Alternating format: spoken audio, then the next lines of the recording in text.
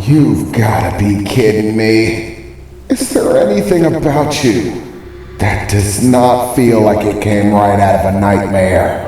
I exclaimed as I stared at this monstrosity in the hallway. Well, that's not nice, Alice's voice rang out. Nightmares are people too. Actually, I was not referring to hysteria, I replied, as in the moment, Hysteria lunged at me, lashing out with the black iron blade that she pulled from her torso, blood slinging across the wall as she swung it. I raised my arm to parry the attack.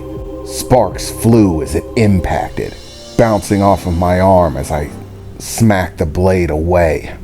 As I did, I was greeted with an ear-straining scream, like someone screaming bloody murder, as Hysteria let out a wail that filled the halls, screaming as she slashed out at me again and again. As I did my best to parry off the attacks with only one arm, each impact, I could feel the vibrations in the armor, each one causing my arm to throb. Not the one I blocked with, the one that was barely still attached. As Hysteria screamed madly, slashing one time after another in rapid succession, never stopping. Luckily for me, there wasn't exactly any sort of technique or style to it.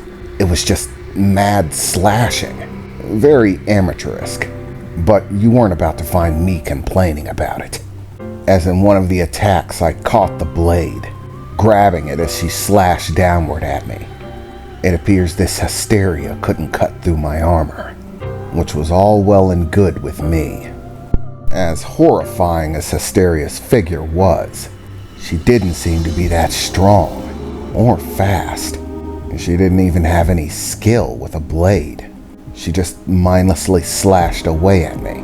She seemed to be more for the effect of horror, rather than any sort of effect in combat.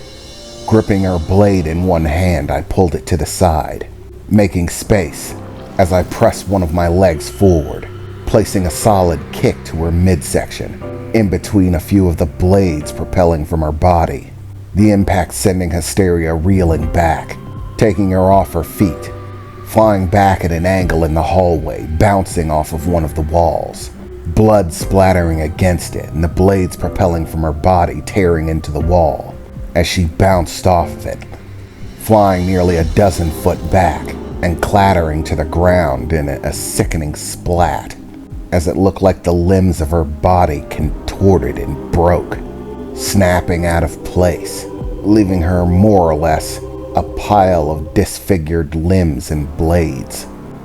And in the moment, the first thought that came to my mind was that felt way too easy. And my assumption was immediately proven correct, as her limbs began to snap themselves back into place, her body hoisting itself from the ground, still letting out deafening wails that filled the hall. And as she pulled herself back to her feet, in that sickening flurry of blood-soaked movement, a purple glow came over her body as the blades that were impaled into her seemed to get more jagged, even looking like they were increasing in size a bit. Even Hysteria herself seemed to grow, getting larger, only by a bit, but still. The blade she held in her hand, like the others, becoming more jagged as Hysteria writhed in place, letting out that deafening scream. What the hell is going on? What's with that thing? Sorry, but that's not gonna work on Hysteria. Hysteria is the manifestation of the fear of suffering. She's terrified of being hurt. The more frightened she gets, the more the fear of suffering manifests, only adding to her physical form, making her even stronger than she was before. Her fear of suffering making her stronger. In other words, She can be hurt, but hurting her only makes her more dangerous, more powerful, not less. You've gotta be kidding me. So I can't even attack this thing?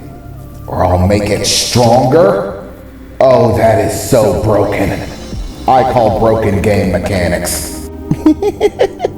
Alice's voice giggled out. Well, broken or not, she's your problem to deal with. So, Mr. Bunny, how do you beat someone who only gets stronger the more you hurt them? That's a puzzler, isn't it? Alice said, as Hysteria lunged at me again, this time faster than before. As I reached up to parry the impact, the blade clattering against my armor, I still managed to block it off, but it was most definitely faster and stronger than it was before, as once again she continued with that endless procession, flinging the blade at me aimlessly, that scream billowing out constantly as it rained one attack after another, slashing at me wildly. Damn it! What the hell am I supposed to do about this? This is so not cool. I mean, it would definitely make a cool metal poster. I would definitely buy an album with her on the cover. But that is not what I need to be thinking about right now. It doesn't matter how metal she looks. As, in the moment, a thought occurred to me. So she gets stronger every time I hurt her. And currently, she doesn't appear to be able to smash through my armor. As it did, I lowered my arm as Hysteria lunged in with another attack, smashing the blade over my shoulder. As it impacted, I obviously felt it, but it wasn't exactly painful, at least not for most of my body. It hurt my arm a bit, but that was because I was still reattaching it. But it didn't hurt anywhere else. She can't hurt me, I thought to myself as Hysteria began slashing at me, smashing that blade into me over and over again. So, as long as I don't hurt you, you can't hurt me, I said, calmly staring her down as she slashed into me over and over again, the blade bouncing off of my body. Well, it's sort of cheap, but I'll take it as a win. I don't have to fight you. I can just ignore you. Hey, Mr. Bunny, that's not fair, Alice's voice called out.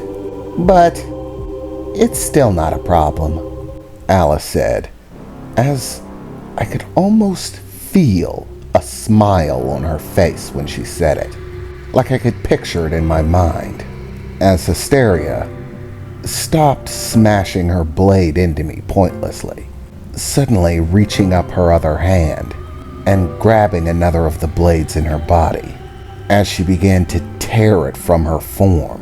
Once again, a very sickening sound and gushes of blood as she removed it, the now more jagged elements of it, tearing it away from her, as once again a purple glow seemed to emanate from her as she did, and the blades grew more jagged. Her form grew larger. Oh, you gotta be kidding me, I said, staring at her, as she took the other blade she was wielding and forced it back into her body, impaling her again. And once again, the blades grew more jagged and rusty, larger, and so too did her form get larger. Hysteria doesn't need you to hurt her. She can do that herself. Oh, that is so cheating, I exclaimed, as Hysteria lashed out with another blade swing with the opposite arm, tearing through the walls of the hallway, cutting through a painting and a statue, sending debris flying as I raised my arm to parry the attack. The impact of the swing, so hard it actually forced me down for a moment, bouncing off as it smashed into the ground, Hysteria's form now looming over me, her size now at about 8 foot, taking up a large space in the hallway. Okay, bail, I said as I turned around and once again began running down the hallway. So not fair, I exclaimed as I dashed away. This sucks. This sucks. This totally sucks.